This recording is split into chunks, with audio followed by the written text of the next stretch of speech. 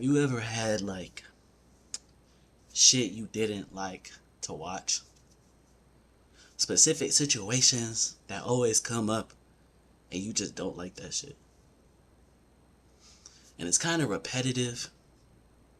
It's almost tropey. It's a trope. And this video is just like, we just reacted to like the most annoying of them. You know, just the most annoying plot tropes and shit. Let's get it. Hold on now. Oh shit! Oh dang! Dang! Oh yo! There's no way she's alive. Hey, show me. Roll that intro. Hey. Make the story more compelling. After encountering enough stories, you'll start to notice certain patterns being used across a multitude of series and genres. Things like the assembly of a team or a character searching for a treasure are all common patterns seen in many narratives. What I've just described to you is a plot trope, and there's a whole lot of them that we see. But it would be a bold-faced lie if I were to say that every trope was good. So in today's video, I want to talk about the tropes that I, and likely other...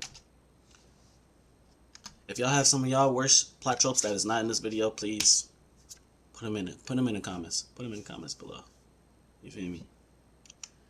We can talk about them together. The tropes will get more egregious and challenge my suspension of this. Cause I'm not gonna lie, I just watched some bullshit and that shit was so ass. That shit was so ass. The plot tropes in that bullshit,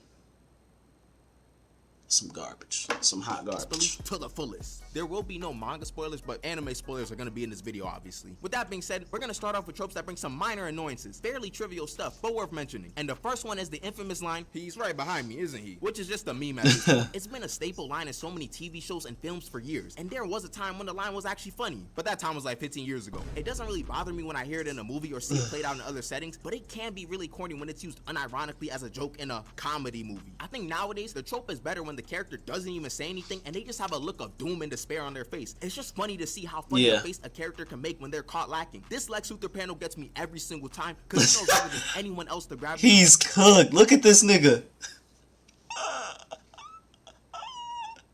He know he's cooked. Situation he's in. The exactly, the dog face. And Spider-Man games also just look hilarious if you pause the game while you're fighting them. And I don't blame them at all. We'd all have this face if we knew Spider-Man was about to cave our skulls into the pavement. But I think we can all agree that Bleach is the king of these types of shots, and they honestly never get old. Nah, Bleach does that shit all the time. Aside from the trope being extremely played out. Another trope I see people have a problem with is the whole idea of the MC or a majority of the main cast being the chosen ones or some legend from prophecy. And should I give tropes ratings? These tropes ratings? Out of like how bad they is?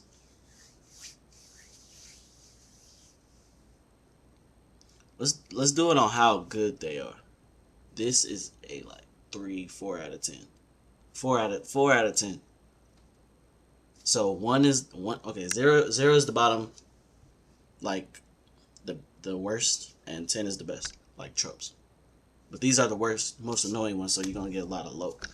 So this is probably like a 4.5. Sometimes it's cool that your main character can be the chosen one or whatever. But most of the time people handle that shit. It's just boring. It's boring, bro. Look at Superman. People think he's the most boringest character because he got all the powers. He's the chosen one. He's boring, though. He's boring. I can understand the frustration and agree with it. I think this comment brought up a good point about how the whole trope can low-key shift the trajectory of a character's journey. In the case of Naruto and Luffy, we saw them grow and learn how to control their abilities they were given from a very young age. Because then you'd be like, oh, he should have just did that the whole time. He was this the whole time, so it doesn't even matter.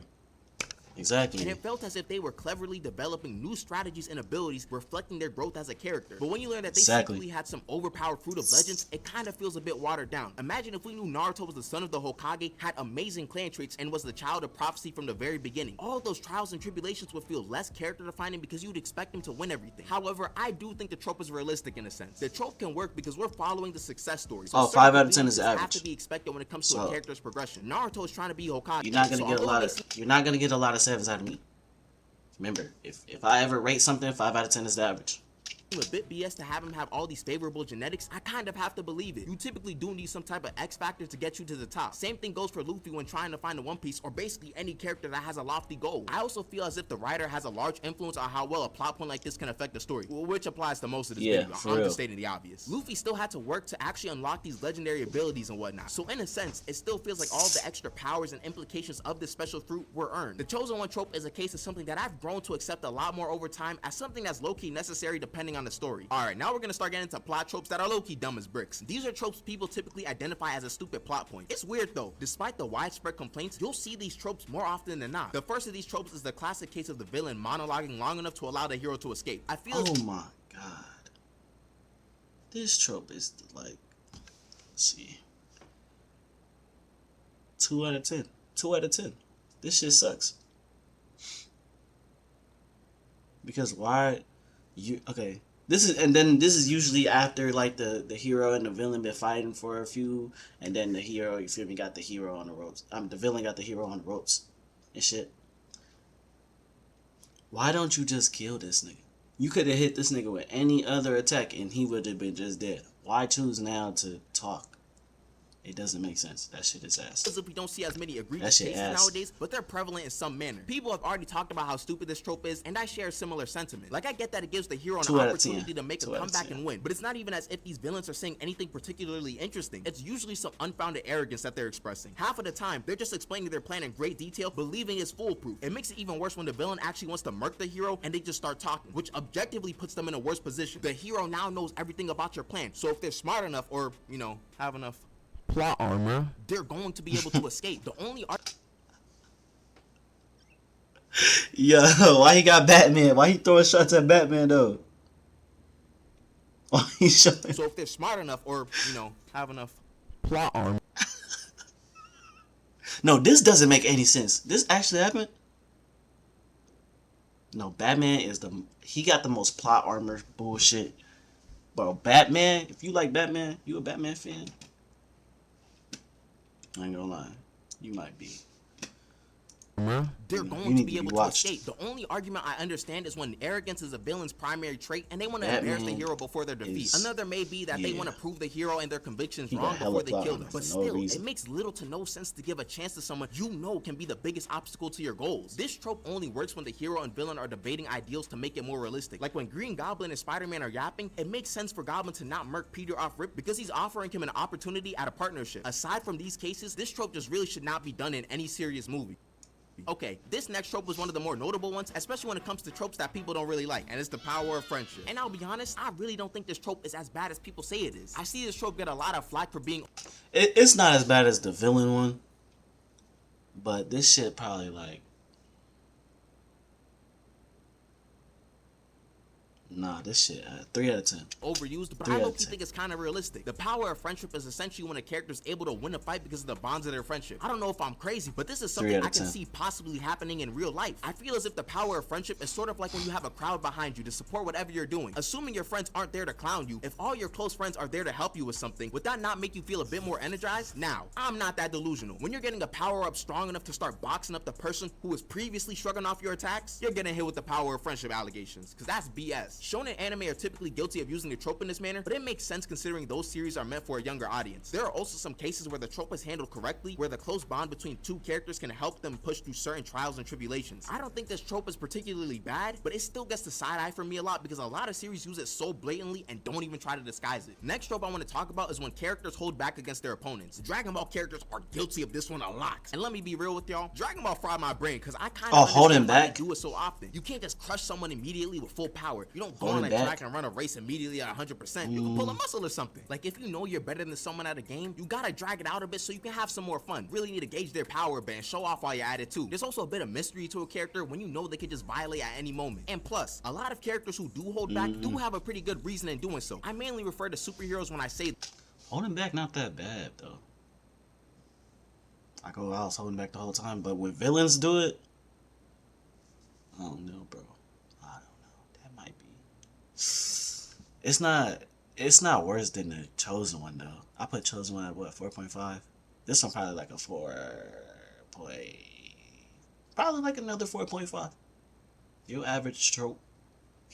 You know, As how most good of it the time, is. they have a stricter moral code and don't want to murk anyone. Take Spider-Man, for example. He's legitimately too strong for his opponents most of the time. When Doc Ock took over No, Peter wait. Parker, Actually, move the chosen one down to 4, and then move this on to 4.5. 5.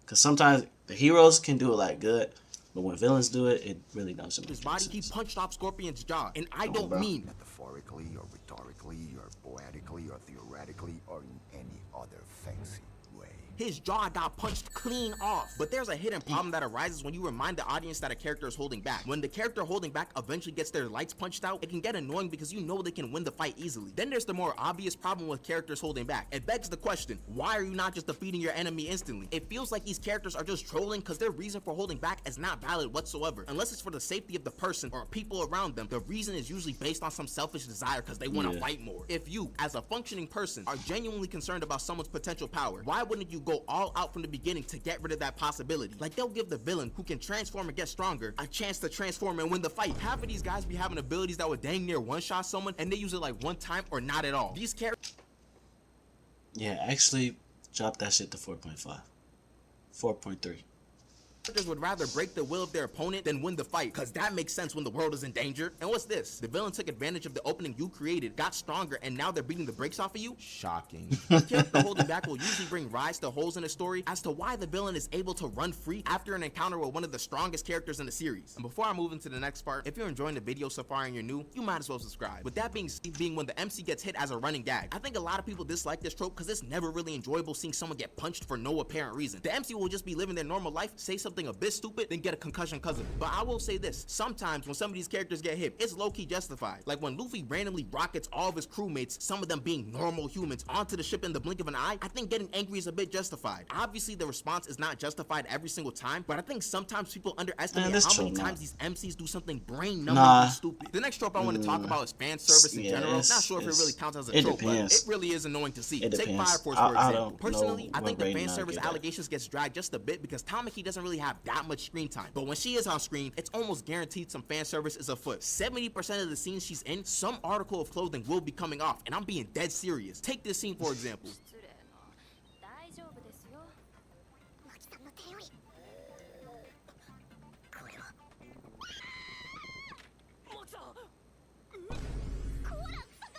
Look at the scenario, look at the timer. Does this even make sense? Even if we just say it's comedy, are we really laughing about it that much? Like, how do some of these anime scenarios even happen? He slipped, fell, then pulled down her pants. What are we even doing here? I promise you, without any of these things, the series will remain the exact same. Nah, bro, anime be getting freaky as shit, young bro. Yo. Like, nigga, what? The trope is really only good for the freaks of the world who enjoy it. Another trope that's especially annoying to come across is when characters start explaining their abilities. And while we're at it, let's lump in when people magically just guess the ability of their opponent. Both of them make little to no sense. In any type of fight, your biggest advantage is your opponent not knowing what you're capable of doing. Therefore, if that information gets revealed, you take away a lot of your advantage. So why on earth would these characters reveal their ability? Let me be clear, this trope mainly happens to help the viewer out and actually know what's happening during a fight. However, in universe, it still makes no sense. The only time it does make sense is in a series like Jujutsu Kaisen because revealing your curse technique makes it stronger. But even then, would it not be more beneficial to hit an enemy with an attack that they don't know how to counter? They do this in Bleach a lot. Y'all know I love my examples, so allow me to introduce you to the captain of the 3rd Division, Rose. This guy has a very strong Bankai that then Rose is like, you don't know what to do against it, you'll probably lose. Keep in mind, we are fighting in a war right now. And then his whole thing, like, if you know his ability, like, you kind of just win against him. I get this trope like,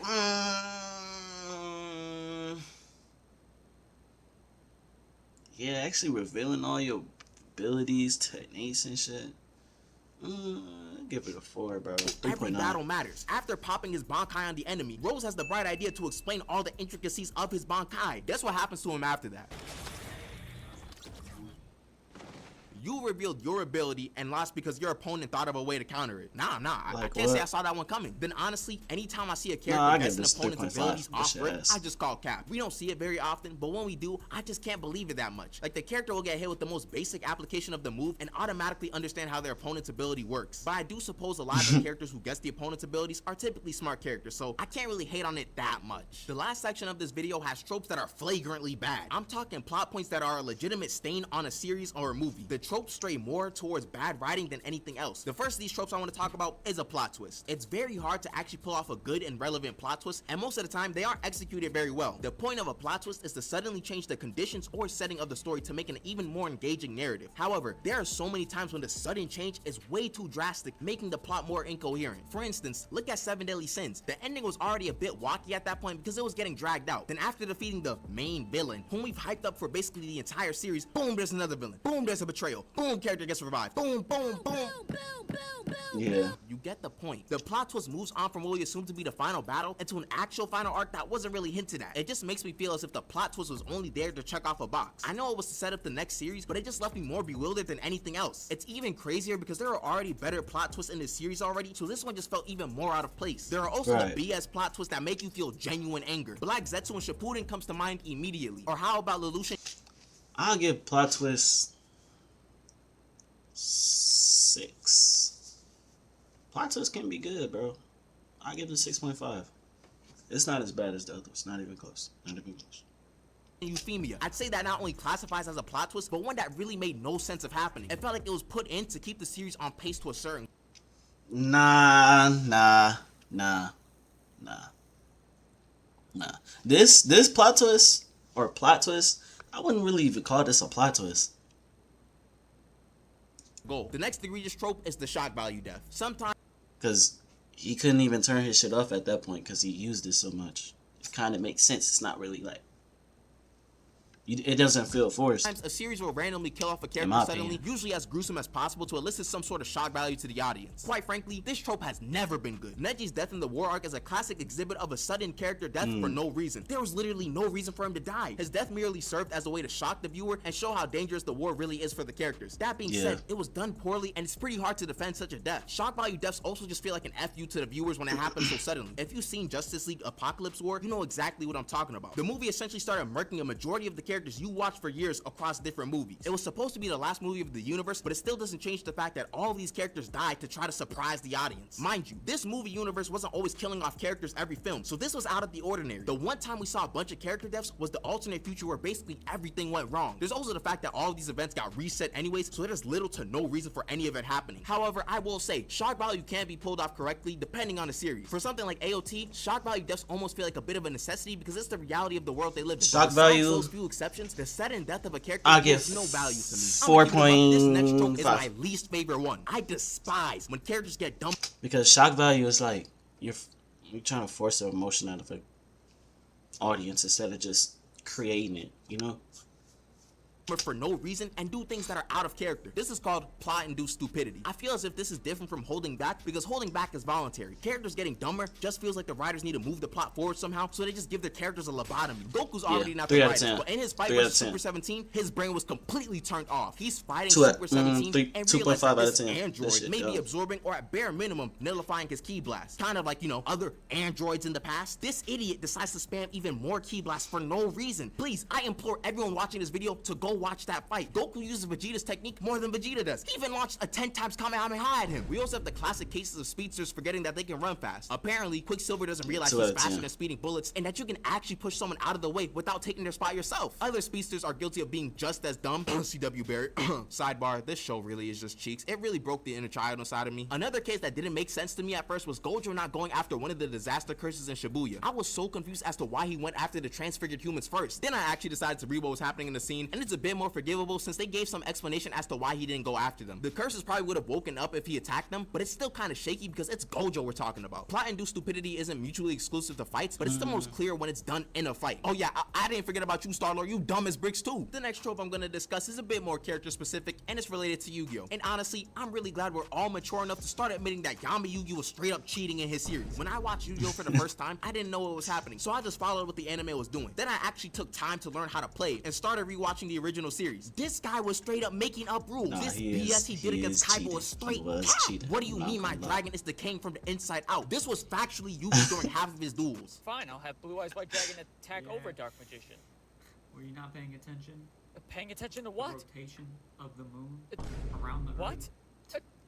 No. Part of the cards is also the most capability I've ever seen. I'm supposed to believe that as long as he has faith in his deck, he'll get the card he needs. Imagine someone told you that in real life and they got the card they needed every single time. We'd all assume they're cheating. Remember, this guy's some pharaoh from centuries ago playing card games in the modern era. He's probably using some millennium magic to help him get the cards he needs. And just to top it off, here's Yugi drawing 4 cards when Pot of Greed only allows him to draw 2 cards. Animation error? I think not. That man is cheating. The second to last trope is, actually, let me just put it like this. No, no, no, no, no, no, no. It's a different culture, fine, whatever. But come on, bro. This The is 3,000-year-old I need to little talk about girl. how weird it is to portray adults as kids, and then even worse, put these characters in romantic positions. And to anyone who thinks this image is completely fine because she's an adult, look at this image and tell me you wouldn't have to do a double take. I'm not spending too long on this trope. Let's just move on to the final one. And this trope is a character getting written out of the story only like for them us. to return at the most convenient time. And this low-key is going to be a preview for a later video I got in the works right now. I just find it very interesting how fans of a certain series will dunk on other series for bringing back a thought to be dead character and not bat an eye when it happens in their own series. I understand that a lot of the time people don't care about narrative as long as their favorite character comes back, and I'm on that train Bringing too. back I'd be old the happiest characters person from alive death. if they brought back Jiraiya. But when That I see shit people is- calling that this shit good sucks, writing because bro. of foreshadowing, I start to question whether we saw the same thing or not. It's just hard for me to believe certain characters who are 3 out of essentially 10. in limbo come back at the exact moment needed to save the day. Yeah, 3 Stories out will of try to 10. avoid this problem by making it apparent that we don't officially know the whereabouts of said characters. Sure, that makes it make sense on how it happened, but it doesn't mean it was necessarily good. And I'm sure that there are some of you guys that are catching on to what I'm saying here, but I'm gonna leave a lot more of my argument for a later video. Anyways, I hope you guys enjoyed the video, especially considering how much longer it is than usual. I feel a bit better not. Do y'all guys agree with the ratings? Do y'all guys agree with my ratings? You know what I'm saying? Of these bad anime or just shows in general tropes. Like, do y'all hate this shit? Do y'all hate these tropes? Is these the only ones y'all hate? You know, let me know in the comments below. You feel me? We gonna keep this grind up. You know, so far so good.